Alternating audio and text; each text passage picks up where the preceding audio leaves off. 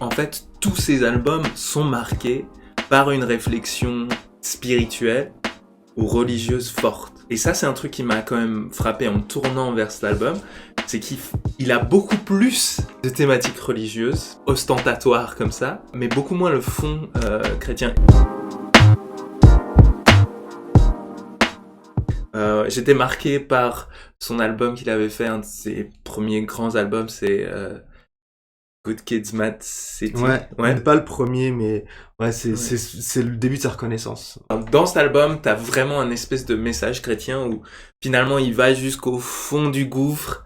Et puis là, à ce moment-là, il y a cette dame qu'on entend sur l'enregistrement qui I believe that Jesus is Lord. invite les jeunes gangsters à la conversion. I believe that Jesus is Lord. Voilà, ils acceptent Jésus comme sauveur et ils se font baptiser. I believe he raised him from the dead. Il y a cette idée, je reviens dans là d'où je viens, donc parce qu'il vient de milieux très populaires, très pauvres, mais avec autre chose, avec une nouvelle vie, avec quelque chose, un message à apporter. On peut voir aussi sa manière de comprendre son rap ou son œuvre artistique qui a changé entre ses anciens albums et celui-là. Donc peut-être on rentre du coup dans cet album un peu de voir qu'est-ce que t'en as pensé. C'était quoi tes premières impressions? T'as écouté ça? Du coup, je saurais pas dire à quel point c'est quelque chose qui était déjà là dans ses autres albums, mais ce que j'ai vu en voyant ce travail-là, je me suis dit mais purée, c'est ultra dense. Ouais. Il y a beaucoup de choses, il y a beaucoup de thématiques.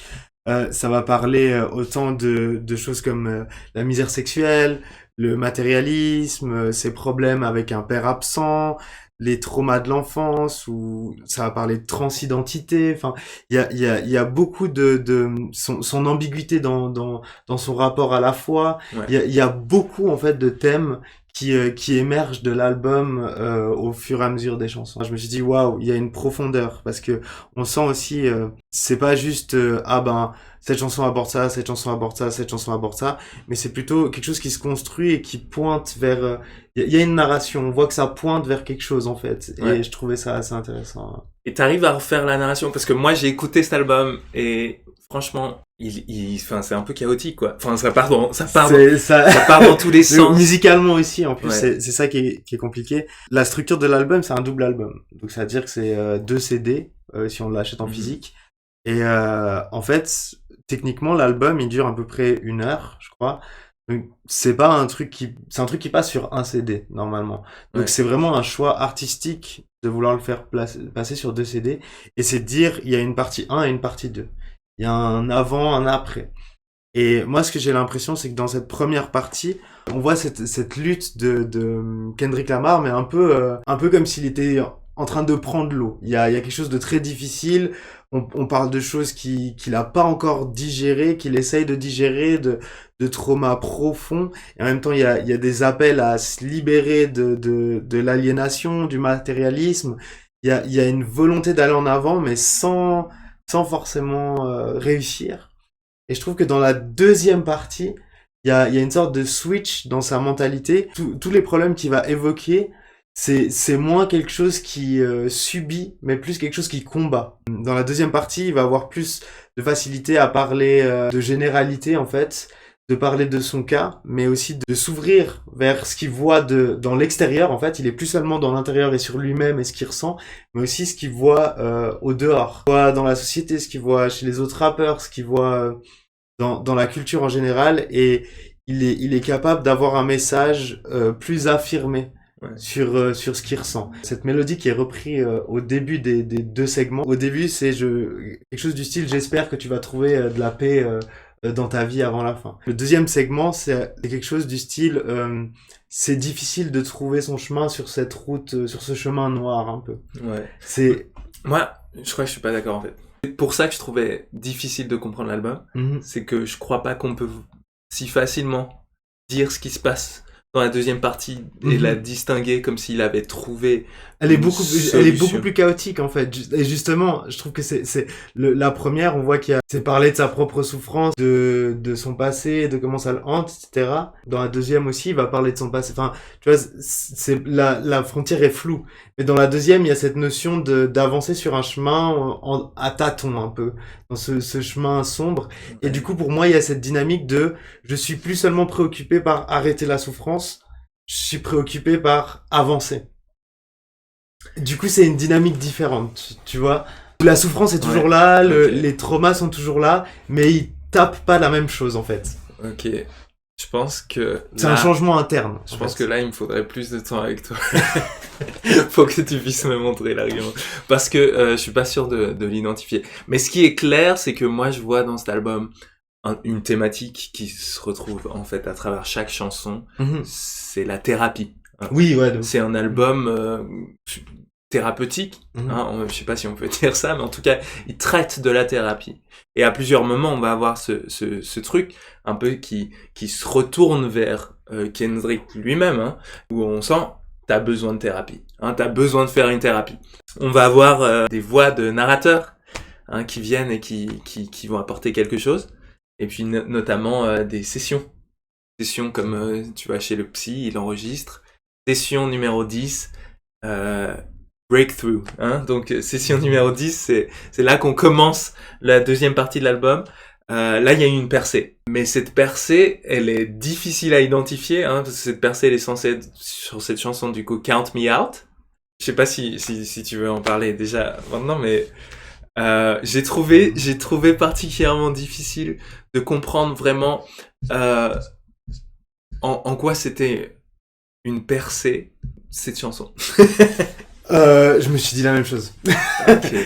En fait, et c'est là que je me suis dit, ok, du coup, il va falloir que je revoie ma vision de ce que c'est la percée. Est-ce que une percée, c'est un mouvement qui est autant perceptible de l'extérieur que ce qu'on pense, qui rayonne vraiment en mode apuré, on voit en lui quelque chose qui a changé, ou c'est quelque chose de l'ordre de l'interne, difficile à discerner en fait, où tu te dis ok, il y a un changement, mais je saurais pas, parce que moi, c'est en fait quand je te parle de cette deuxième partie, je pourrais pas mettre un point sur, tu vois, pour avoir lu un peu, enfin pour avoir lu tous les sons.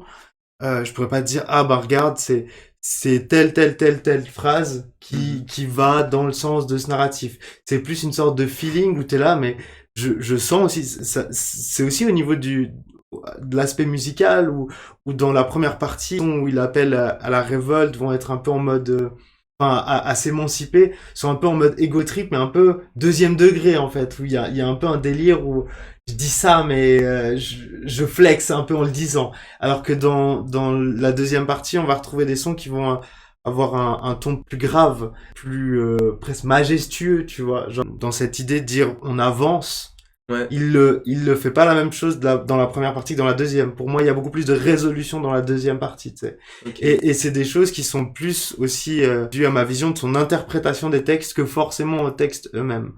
Et si je regarde le premier texte là, il y a quelque chose de l'ordre du Dieu sait que j'ai fait de mon mieux. C'est genre ce premier texte de la deuxième partie, il va dire Dieu sait que j'ai fait de mon mieux. Il y a quelque chose de l'ordre de Kendrick Lamar qui met un peu son salut entre ses propres mains. C'est moi qui vais faire les choses, etc. Et il y a quelque chose de l'ordre plutôt de l'empowerment que du salut. Genre, mais ça, c'est un thème qu'on peut aborder. C'est juste un truc qui m'a vraiment frappé. C'est à quel point c'est un CD où il se dévoile. Donc il va parler de ses problèmes d'infidélité, d'adultère. Lui qui est censé être le rappeur qui boit pas, en fait il boit. Lui qui est censé être le rappeur qui se prend pas la tête à claquer du fric et tout, en fait il s'est acheté des manoirs juste parce qu'il pouvait le faire. En fait, c'est les confessions de Kendrick qui nous montrent un peu à quel point finalement c'est un sale type, ou en tout cas à quel point il y a du sale en lui, dans son cœur. Et ça c'est frappant parce que en fait là on peut retrouver en fait toute l'imagerie chrétienne qui vient avec son album. Tu vois, il s'est mis lui-même en scène comme le Christ sur sa couverture d'album, dans son clip. Donc on a l'impression, ok, il va venir avec une espèce de spiritualité chrétienne de confession des péchés. Nous les chrétiens, c'est par là qu'on commence. ok, en fait, je me rends compte, j'y arrive pas tout seul. J'ai besoin d'aide, j'ai foiré, je suis pas parfait, je suis plein de défauts, et j'en prends la pleine responsabilité. Donc, nous, on commence par là, dire j'y arrive pas. Mais en fait, lui, c'est pas dans cette direction qu'il va. Il va montrer ça pour dire, je suis en train de faire une thérapie où je dis toutes les choses. Je dis la vérité, mais pas dans le sens que j'ai besoin d'une absolution. Pas dans le sens où j'ai besoin d'un sauveur qui serait externe à moi-même. En fait, la spiritualité qui régit vraiment l'album, c'est celle d'Eckhart Tolle, hein, où tu vois à plusieurs moments, en fait tout au long de l'album, il y a ces références. Je sais pas si tu vois qui c'est, Eckhart Tolle, c'est un peu un genre d'enseignant spirituel allemand, je crois. En gros, il fait une espèce de synthèse du bouddhisme avec les préoccupations occidentales. Et du coup, il vient avec ce livre qui a eu pas mal de succès, qui est The Power of Now, donc la puissance de l'instant présent. La puissance de l'instant présent.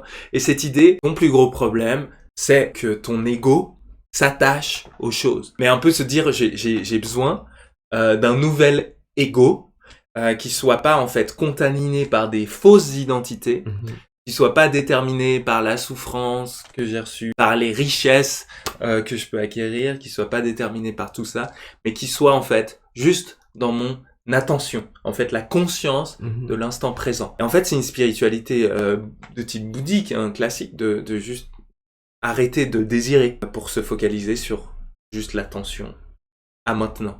Et pour moi c'est frappant parce que du coup il prend toute l'imagerie chrétienne, il va jusqu'au bout d'une espèce de confession, mais pas pour dire j'ai besoin que quelqu'un me pardonne, mais au contraire pour dire mais finalement j'ai juste besoin de me pardonner moi-même. Et au final, il arrive avec cette idée que si des gens, des sales types comme R. Kelly ou Kodak Black qui viennent sur son album, s'il y a des gens comme ça qui font toutes sortes de saletés, en fait, parce qu'ils ont pas eu l'éveil quoi, mais c'est pas, du coup ils les condamnent pas. Et donc il y a quelque chose en fait où pour moi il dérape. Il dérape. Il y a une espèce de confusion entre le sentiment de culpabilité qui peut être mauvais et qui demande en fait d'être libéré, puis la gravité des choses qui sont faites, tu vois. Tu peux pas juste dire à ce rappeur qui a violé une femme ou je sais pas ce qu'il dit comme chose horrible, tu peux pas juste dire mais c'est pas grave, viens chanter avec moi sur mon album. Donc là je vois une espèce d'ambiguïté chez Kendrick où il essaye en fait de faire une espèce de synthèse entre sûrement la religion avec laquelle il a grandi, le christianisme, la thérapie qu'il est en train de vivre. Il passe à travers ces choses, ces addictions, la souffrance qu'il a reçue dans son enfance, la souffrance qu'il voit autour de lui. Il passe à travers cette thérapie psychologique, psychanalytique, je sais pas. Et puis en même temps, il a cette autre spiritualité en fait qui vient lui dire mais en fait, ce qui compte, c'est d'être libéré de tes faux égos.